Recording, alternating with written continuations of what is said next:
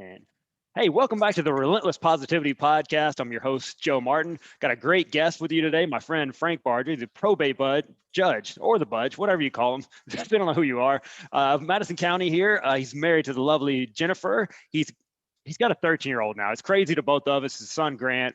I can't believe he's 13. But hey, Frank, thanks for coming on, man. Absolutely. I'm thrilled to be with you today. So how many times have you been called the Budge since you've been the judge? I haven't. I just told my chief clerk, we never have the same day twice in this court. We always, every day brings a new challenge, a new set of circumstances. So that's a new one for today. Okay. I've been called a lot worse than the Budge. Yeah, I've heard. I'm certain. I've heard they call you the no budge judge. That's just a well, I'll take that. All right. So hey, let's just get into it. So let's talk about how you grew up and kind of your journey to becoming a judge. So where did you grow up? Well, I grew up here. This is home. My son makes 8 generations on my mother's side of the family to grow up here in Madison County. Portions of my mother's family were here when we were still part of the Mississippi Territory. So this is certainly home. My parents are divorced. Both have been remarried for many years. And I split my time really between being in Huntsville.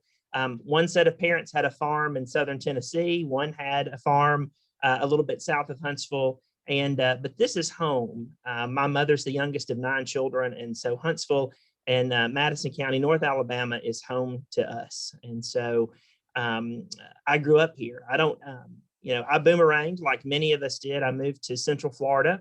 My work took me there. I met Jennifer there, married a Florida girl and brought her back. And we wanted to raise our son here. And so this is not a path that I set out to be on. It's certainly not anything I thought I would ever do. I'm certainly honored to get to do this work, but I'm someone of faith. And I do believe that to an extent, your steps get ordered for you. And it's interesting to look back and analyze the things I've been able to accomplish and the opportunities I've been given that help me and help me do this work. And I'm certain, like I said, I'm honored to get to do it in the quiet of the day when you sit back and you feel the gravity of what you're responsible for and what you have the opportunity to do. I continue to be in awe that I'm able to do what I do every day. Very cool. So where along that journey did you pick up your love of the sweater vest? I think that it's for me, it's a fat boy thing. I think it's slimming. It's not too hot this time of the year. I don't like to wear a jacket or a coat. I was one of those kids. My mother constantly, people are going to think we didn't buy you a proper coat. Yep, people are going to think we can't afford to buy you a coat, put on a coat. I am not that it's a pretty picture, but I'll run to the mailbox in shorts this time of the year. It doesn't bother me at all. If I have to work at our farm and I'm going to be in our enclosed tractor, I'll wear a pair of shorts this time of the year. So for me, it's comfort. It is funny. We kind of refer to it here at the office and at home as my uniform. I've got one in just about every color, and I wear one with great frequency. So I appreciate that you wore one today. I tried. This is as close as I can get my puffer vest out here. Man, I tried, but you rock it, man. You look good. You and Gus Malzahn probably get along. Oh, well, you're mighty kind. I don't know that I rock much of anything when it comes to fashion. I just wear what I'm comfortable in. And there are certain times when Jennifer will go, now you've worn that one thin. It's time to throw that one away, or we need to pass that along. So I'm glad she actually tells you. Jessica just say it'll just disappear one day. Well, or things will go missing. I've had that occur. I've had some favorite T-shirts that had holes in bad places that, I'm like, gosh, it took 20 years to break that in just right, and it'll disappear. Yeah, so it'll happen. That's all right. So take me back. So take me back to the day you decide, hey, I'm going to run, and then tell me what Jennifer said after you said that. Well, let me tell you a little bit first. My work in Florida, I ended up working in a nonprofit environment in Florida that dealt with issues related to aging, elder care issues, elder abuse issues, that a lot of mental health work, a lot of work with youth, but with a focus on adoptions as well. And so I had a number of years of experience volunteering at a board level in that capacity, and then working as a vice president in that capacity for really one of the largest nonprofits in the community that we lived in Florida. And when we decided we wanted to come back to Huntsville, I did not have necessarily an idea of exactly what I wanted to accomplish. We were fortunate that we could come back and transition kind of slowly. And so the first 7 or 8 months we were back, I had the opportunity to, work with raising my son and re-engaging with family and buying a home and that kind of thing. And so I re-entered things slowly. I had done a lot of project management work, building programs, using federal and state resources, local resources, trying to match money. And I had an opportunity to come to work for the probate judge at that time, our former judge, Judge Ragland. And I came in really to manage the elections process for him. And I thought, well, this will be fun. It will give me something to do. I can use my program management skills and I can help clean up and manage this process well. And I'll do that while I look for another opportunity. And maybe this is not the right fit, but I'd certainly like a challenge, and I had one. But I came into working for him, not really having a clear understanding of what this court did or the depth and breadth of the work that we do. And so we did a lot of work in elections, and then I was very fortunate. He put a lot of trust in me, and I worked in many areas of our office.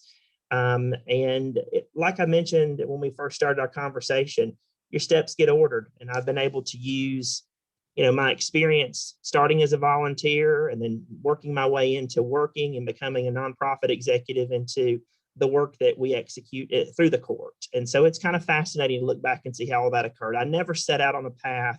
I'm not a lawyer by education. That's not required in every county in the state of Alabama for a probate judge.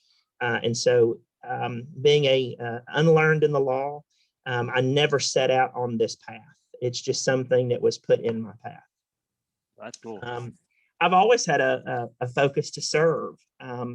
I've grown up in a family of folks that are givers. My mother and her sisters, especially, and I grew up in a family of very strong, dominant women that were always working to help someone else. And it could have been just encouragement and prayer, or it could have been check writing. It could have been taking food. It could have been helping someone out.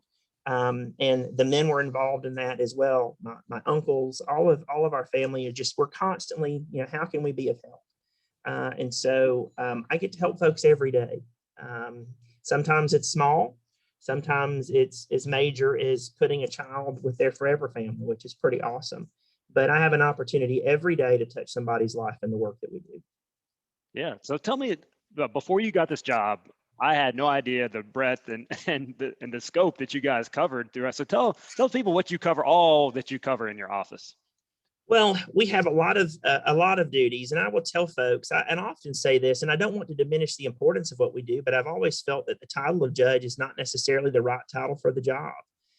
We do a lot of what the law would determine as ministerial and administrative work. It's very specific and very straightforward. So yes, you might come before the court, but there's a very structured process on what can and can't be done, and it's very administrative. So the court process is one that's administrative. Again, I don't want to diminish the importance of it, but it's certainly not a circuit or district court or your typical trial court. We have a lot of administrative functions that folks don't think of. Everybody does business with this office. Every deed, every mortgage gets recorded in this court. We are the official record keeper of county documents. And so we on average record about 600 documents per day that have nothing to do with court as you think of it. Our recording clerks that manage those records, that image them, that make them available online electronically, handle about 600 individual documents per day. That could be a single page document or a document that's hundreds of pages long. So land sales agreements, corporate contracts, land leases, all of those types of documents are recorded here. In addition to that, I am the official that gives someone the authority to be a notary in the county. So your notary bond is presented to us. I sign bonds frequently throughout the day that appoints notaries based on the bond they present to the court in their application. Marriage has the recording of marriage documents has changed in the last few years, but we record marriage affidavits. So if you're married here in Madison County, those are recorded in my office. We also handle on the court side of various number of things, guardianships and conservatorships. That's when someone would be incapacitated and needs oversight of maybe the management of their health care, their home care. Conservatorship would cover management of their resources.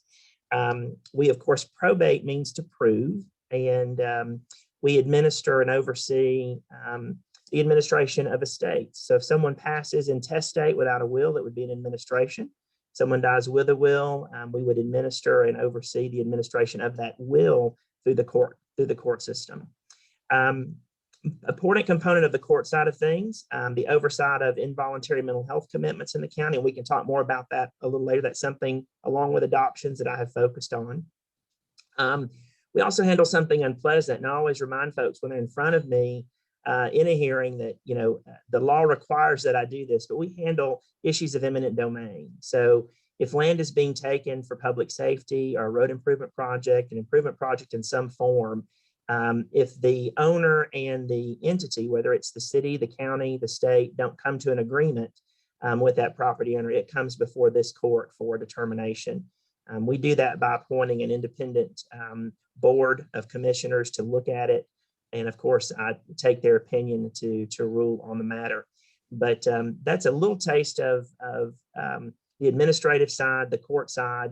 And then really the third leg of what we do is I serve as the chief elections official for the county. So all statewide and federal elections are administered through this office. Everything from retaining and training all of the election workers to testing equipment, to making sure you got a ballot that you can vote on election day. We oversee that process. And we also work with our municipalities and we support their elections. And I help the cities administer all of their elections. And we have 6 municipalities in Madison County, whether it's New Hope and Gurley and the town of Triana that have small elections where we can do that with relative ease, or it's the city of Huntsville or the city of Madison that have very large elections. We assist with those as well. So that's kind of a quick shot of what we do. I'm thankful y'all are doing all that. I don't want any part of any of that. Oh, yeah. But it's but Joe, you get to, and you understand this in your work, and you're an inspiration to us because you the title of your podcast, Relentless Positivity, is true. I've known you now for 7 or 8 years, and that completely defines you. You work and you focus on helping others improve and being an encourager and an encouragement to others. And you know what the joy is of being able to help someone and seeing somebody's situation improve. And we get to do that every day in all of those functions. Somebody might be thrilled to get their notary. It might be a first-time home buyer that comes to file their deed themselves. You get to experience that with folks every day in some capacity. Yeah, that's a good way to look at it. I was just picturing me having to file all those documents, and I got a little twitchy. So, hey, listen, I can't take credit for everything that goes on in this office. It certainly works from the top down. I have a phenomenal group of people that work with me. Many of them having worked for my predecessor for nearly a decade. Many of them I worked with hand in hand, day in, day out. And they've all stayed with me as I've changed roles in this office. And I'm certainly honored that they've supported my leadership as we've pivoted and we've made changes. I have a phenomenal group of people. They are truly the ones that make it happen every day for the Probate Court of Madison County. You know what they say, the bigger your dream, the more important your team. And if it rhymes, it's good. So obviously we're in the middle of a pandemic. You may have heard something about that in the news the other day. Yes. So what are the challenges have you guys seen and how have you overcome them during all this? So obviously people have to come to your office to do all these things. So what are you guys doing to keep everybody safe and moving along? It's the things that you would think of immediately, just the amount of foot traffic. We're in an environment that for the great majority, folks were accustomed to coming in and doing business with us in person. Even our most progressive law firms that might do, hundreds of transactions a month still hand delivered paperwork to the court. Unlike the unified judicial system that exists for our higher level courts, there is no unified system for probate court. And so we have online filing available for recording, but many of them just like the coming to the courthouse and bringing that paperwork. So we have seen a huge shift in how folks conduct business with us. We've seen a huge increase in the number of individuals that will process things with us online. We have completely had to change our court schedule and how we deal with folks coming into the court for hearings, for something to be heard. We avoid in-person contact for a hearing if at all possible. We do a lot of those by Zoom. If an attorney or a party in the matter requests something via Zoom, we do everything we can to accommodate that. I will say that some matters are so complicated, they are hard to resolve without having everybody in the room together. And you take a factor of someone that might be incapacitated, hard of hearing, or a vision issue, or there are so many family members involved. It's hard to manage that in an electronic medium. And so, but it's certainly changed the way we interact with each other, the way we interact with the public, and it certainly changed the way people do business with us. One thing I didn't mention is I serve as the archives for county records. My oldest record that we oversee or have in our possession, I believe, is 1809. And so people come to us with great frequency to pull records, whether they're doing title research to close a real estate transaction, or they're doing genealogy work or any type of research. And so we have vast record spaces and staff that staff those spaces. And folks coming in with great frequency has changed because they've learned that we can pull all of that and provide it to them electronically. And we've really shifted on how we serve folks in the process. So wow. I am proud to say that the court systems had to close for access for a period of time, direct access. We did not skip a beat. We had a plan in place. We knew it was coming, and we were able to continue documents processing. We put a Dropbox in place. We created several opportunities for legal professionals in the business community and individuals to continue to conduct business with us. We didn't miss a beat. There wasn't a day we weren't available to handle what we needed to handle to keep things moving forward. And I'm certainly proud of that. That's great. So you mentioned it earlier about mental health was one of your focus. So that was one of your big things. So tell me a little bit about the assisted outpatient treatment, how that's going. We're coming up on a year of that being in place, and kind of how that's going so far. It's going well. Now, that is a huge ship to turn around. It's a massive wheel to turn, and there's so many components. And so what I have focused on is what I could do immediately and where I could be of help long term. And what we could do immediately was to shift our court schedule. We were not hearing petitions for mental health commitment on a daily basis. They would get pushed. That might only be heard 3 times a week. And so I'm just of the opinion that someone in a crisis situation, and by the way, a petition for or an involuntary commitment in layman's terms is going to come to this court if somebody is not seeking treatment on their own and they are a harm to themselves or someone else. There's a possibility of that threat. And that doesn't necessarily mean, Joe, that someone is threatening to kill themselves or to physically harm someone else. It could be because of their mental state. They're living in squalor. Right. They're not taking their medication. It's not simply they're threatening suicide or they're threatening harm to someone else. There are lots of factors that come into play. And so when a family member or a member of the community petitions the court for an involuntary commitment, it comes to us. We see roughly 300 of those per year. What I was finding is that the length of time it took to make a determination on the care they needed took too long. I believe that should be resolved as soon as the law allows it to be resolved. And so with exception, things happen. You have holidays, you have things that can cause a backup, but we have a general rule that we want to hear a matter within 72 business hours. So if I get a petition on a Thursday, we're going to have that hearing on Monday the next week. And so there were situations where people were getting pushed out 5, 6, 7 days. That does 2 things. It keeps folks from getting the help they need, that family support system from getting the relief they need, but it also costs a lot of money. Mental health care is expensive. We don't have enough resources as it is. We're funded at a state level at somewhere close to $50 million less than we were more than a decade ago.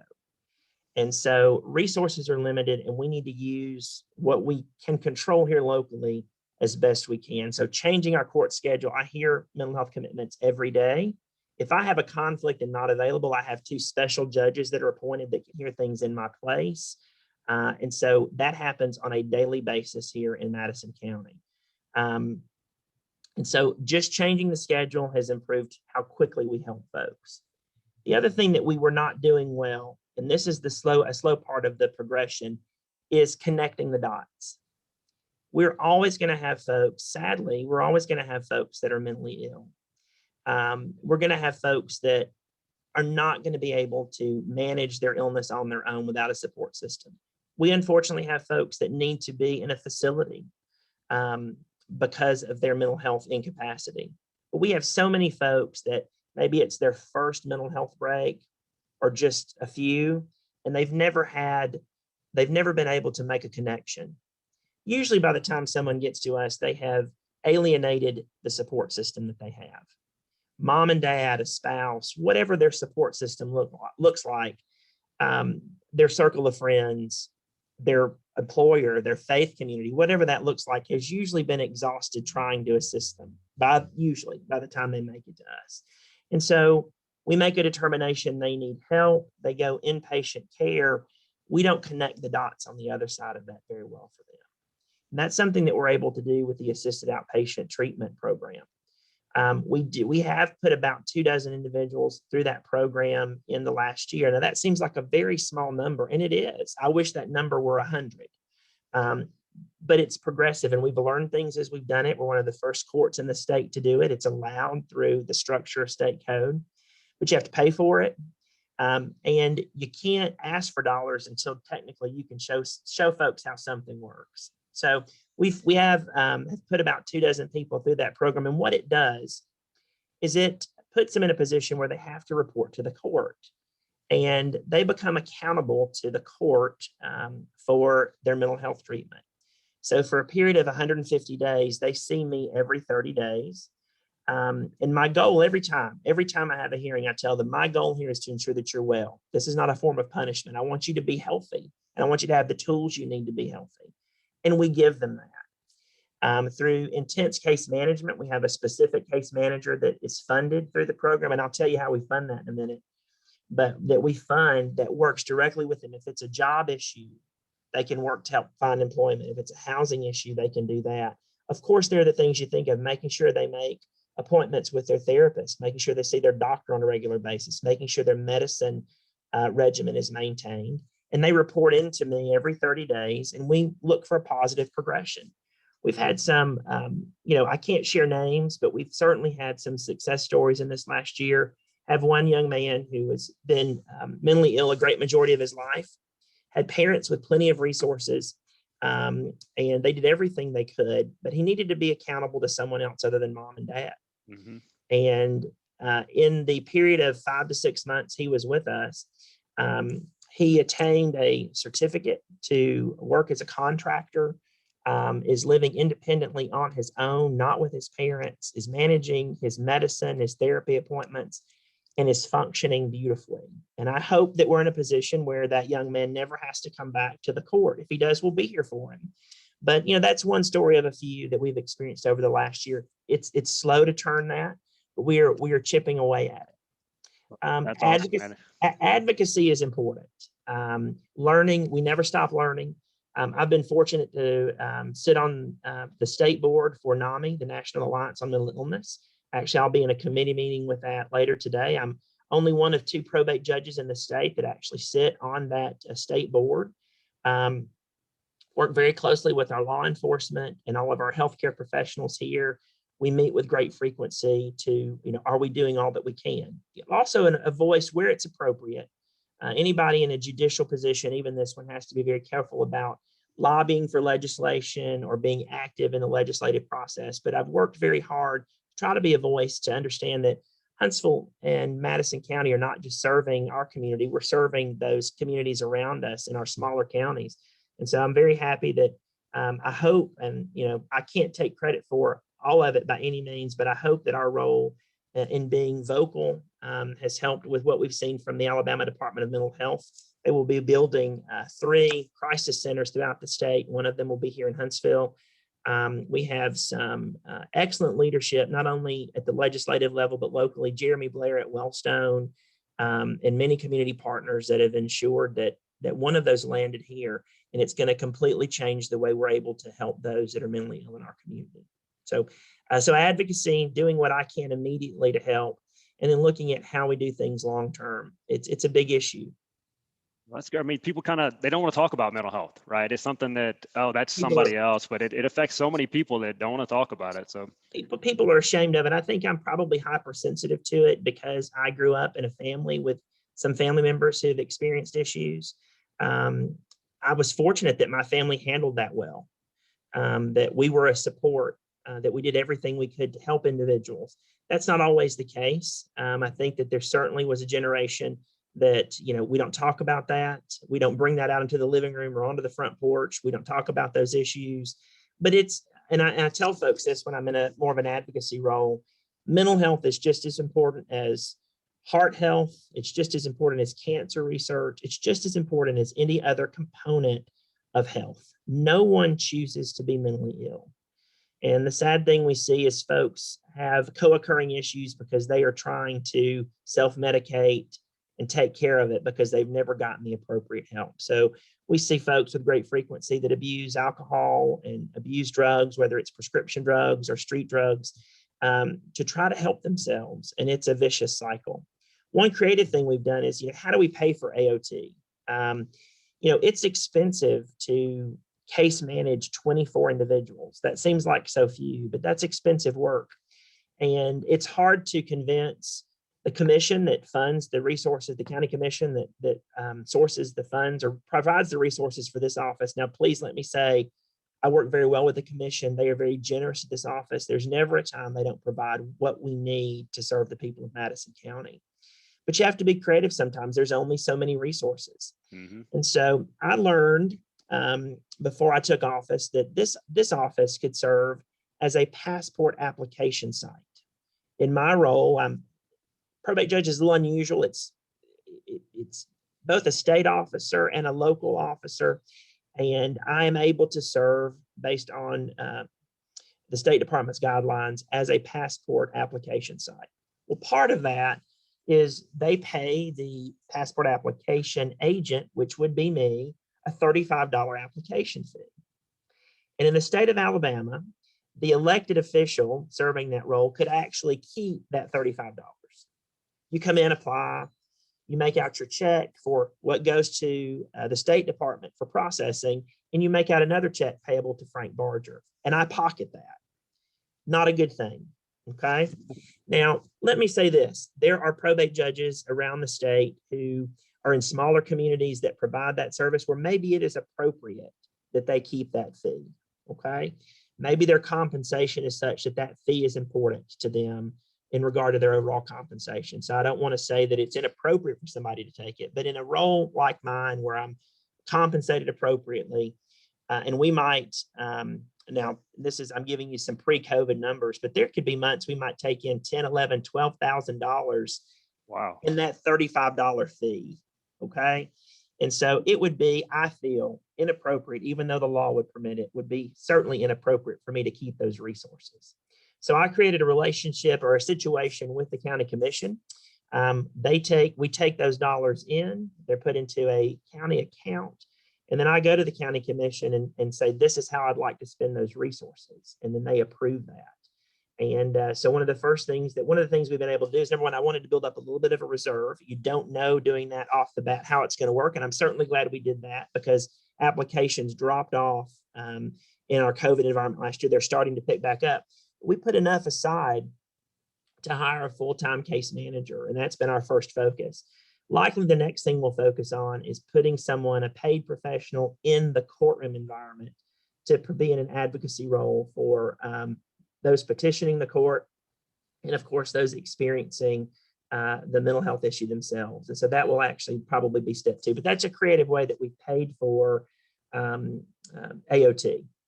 Well, you're a good man, because I'd be driving a Lexus. I'd be driving all kind of nice stuff. Joe, I've been given more than I deserve, and I know you have too. Yes, sir. We both work hard, but I certainly am love to see those resources go to this work. That's right. Yeah, I got more than I need, so I'm good. I'm glad you're doing that. So let's get into the probably the most fun part of your job. So let's talk about adoptions a little bit. Let's start with so how many kids in our area need adopting? Well, excuse me, at the state level, we have about 6,000 children in queue. Those are the numbers I've looked at most recently. Here in Madison County, we're close to about 130 to 140 children that are waiting on that forever home. And you're going to see those numbers be higher in metro areas generally throughout the state. Of course, there are 67 counties, but right now, I got some updated stats this morning. I believe right now we have 21 waiting and 109 that are considered on plan for placement in foster care and the adoption path. And so we have about 130, 140 children here in Madison County that are working toward that forever home. The longer they're in the system, and I'm not an expert, I can only speak to what I've witnessed, but the longer a child is in the system or has to wait, the less likely they are to be adopted. And so you see with great frequency infants and toddlers and younger children adopted, but probably what moves me most is when I see a 16-year-old adopted or a 17-year-old adopted. Of course, a child is a child. I want to see every child go to a home that needs one, but there's something special about parents that take on the responsibility of someone that's nearly an adult, because so many things have been formed at that point. Right. And it would be extremely hard. It takes a big heart. It takes a big person to be an adoptive parent. Right. So what does that process look like? So I decide, hey, I want to adopt. What do I start? Where do I start? Well, How do I do something like this? there are several paths. For many, depending on resources, might be to approach an attorney that specializes in adoption, or to approach the Department of Human Resources locally. Those would be the traditional paths. There are situations that happen within smaller communities, a church environment or a familial environment, where someone, a female will become pregnant and does not wants to give that child up for adoption, and they work that out in that environment, and then that's brought to the court through legal counsel. And so there are different avenues to get to that final process.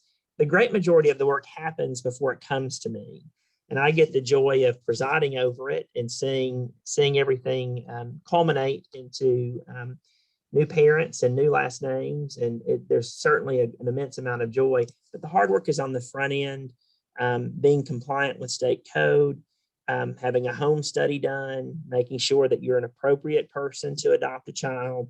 There's a lot that goes in on the front end. If anybody is interested in adoption, the court can't provide direct legal counsel. I can't tell you what you should do. None of my staff can do that. But I would tell you to reach out to an attorney you might be familiar with or that's recommended to you, or reach out to DHR if you're interested. There are certainly different avenues to get to the court to make that happen. Right. So take me back to the very first adoption you were able to do. So what was going through your mind? It happened with great frequency when I worked for Judge Ragland, and I was always focused on something else. And although I processed in some cases paperwork and made sure everything was in proper order for the transaction to occur, maybe prior to Judge Ragland hearing the matter, I never, it was very infrequent that I was in the courtroom or saw that occur. And so there is something certainly life-changing about seeing maybe someone, a young couple that have struggled to have a child naturally and have gone through in vitro and done everything, stood on their heads and done everything that they can do to try to have a child. And maybe it's a decade-long struggle that they've gone through. And you see that couple with a child. It's hard to put it into words, Joe. You can't describe that kind of joy when they know that, and it could be that they've had this toddler for a period of time, but when that culminates and they have an order and that child becomes a Smith or a Jones or whatever that last name happens to be, there is indescribable joy that those parents have. And if it's a child that's aware of what's going on, you can't describe that joy either. You cannot describe the joy of a kid that knows they've been in the system, that might have been they might have had wonderful foster parents and have had the best experience that would be possible, but have been shifted through different families and have finally made it into the best place for them. There's no way to describe the joy that child has either. You can't put it into words. And I've been fortunate to have many of those experiences with families. There's something very sacred about it to me. I don't want to, it's just an amazing experience. Do you have any that stand out over the years? Any adoption stories maybe that you heard, or they well, came to your I office? mentioned, older kids. And I had very early on, once I took the bench, I had 2 young men, both in high school, that were adopted, and good kids. And then you connect. And so over, it's hard to believe, January the 14th this year, I've been on the bench 2 years. And so you're at a point now where folks touch base with you, and you can see the progression that some of these kids have made. Some parents and some kids are intentional about reaching out to the court. So these 2 young men, I've seen them, one of them graduate high school. I've seen them, in their ROTC. I've seen choices they've made in regard to further education. It's fascinating to watch. And I'm honored that folks take the time to follow up and let me know how things are going. But there are many that stand out. There's nothing like holding a small child, truly an infant, and seeing that child put into the hands of a welcoming family. I like kids. I've got a decent kid who's 13, who acts like he's 21 some days. Some days he acts like he's 40. Some days he acts like he's 8. But he's growing, and I know what a fascinating process that's been as a parent. And there's just something beautiful about it. Yep. Well, man, I appreciate you coming on and sharing your experiences. And for me, it's good. I know you're a competent person at your job. It's just, I know that you're a good man doing the job. So that means a lot to me. Well, I learn something every day. I make mistakes just like everybody else. I think that folks commonly look to anyone that serves in this type of role as you can't make mistakes. You can't fall. We certainly do. We make mistakes every day. We rectify those as quickly as possible, and we certainly learn from them. The court system is not perfect, but we do our best to ensure that we are serving the community, that we are transparent, and that we're doing everything we can and giving it 100% each day to do what we're required to do. We also try to be very accessible. Being accessible like this is one of those things. Of course, I quickly said yes because you're my friend, but it's very rare that I turn down an opportunity to talk about the work of the court, whether it's Joe Martin or anybody else that might ask me. I love to talk about what we do. As I campaigned for this office, I was amazed at the number of people that had no idea what we did and no idea of the complexity of what we did. And so it's a joy to educate folks and share about our work. Yeah. Well, as a small thank you for coming on there and the work you do, I'm going to give you a hilarious dad joke. Are you ready? Listen, you are the best with dad jokes. Hey, so yeah, we all have skills in life. Some people are the no budge judge. Some people have dad jokes. That's your new campaign thing. I'm gonna need a bumper sticker or something. I got you. I'll take care of that. All right. So Luke Skywalker is eating sushi, and it's getting all over the place. He doesn't know what he's doing. All of a sudden, he hears this voice: "Luke, use the fork." There you go. See, Star Wars, they use the Force. You can laugh once I turn this off, but we'll just move on from that. Hey, man, thank you so much for coming on. I really appreciate you. Thank you for the work you're doing. Keep up the good work. Well, Joe, thank you for bringing attention to good things. I think in the world that we're in today, we all of us tend to focus on the negative. We see the negative. We worry about the negative. There is so much good going on in our world. I get to see it every day, from the public that walks into this office to the attorneys that I deal with. So many good things are going on around us. And I appreciate that you focus so hard on bringing attention to that. And you certainly live that every day. And I'm appreciative of that. Well, hey, man, there's good out there. If you open your eyes, it's out there, right? Absolutely. All right, man. Well, I hope you have a great day. Thanks so much for coming on. You too, Joe. Thanks so much. I appreciate you, sir.